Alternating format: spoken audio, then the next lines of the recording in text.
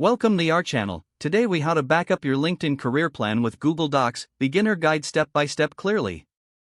Open your web browser and go to LinkedIn. Sign in to your LinkedIn account with your credentials. Navigate to your profile by clicking on your profile picture in the top right corner. Scroll down to the featured section of your profile.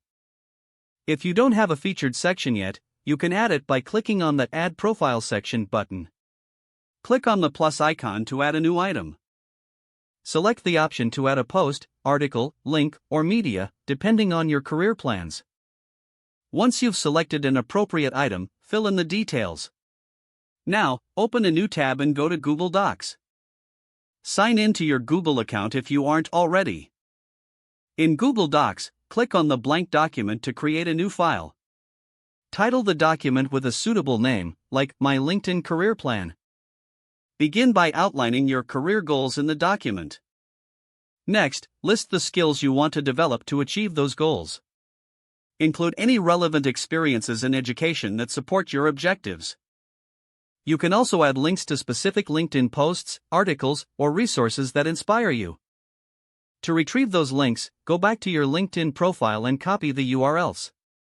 Return to your Google Docs and paste the links in your document. Once you've filled in all the necessary information, review the document for clarity. Make any adjustments needed to ensure the content reflects your goals accurately. To save your progress, click on the File menu at the top left corner. Select Save to ensure all your changes are stored securely. You can also share this document if you seek feedback by clicking the Share button. Decide whether to make it public or share it with specific people by entering their email addresses. This is how you can back up your LinkedIn career plan using Google Docs effectively. If the page does not load, refresh the browser or try again in a private or incognito window. Make sure you are using the correct email address, then retype it carefully to avoid small typos. If your password is not accepted, use the reset option and create a new strong password you can remember.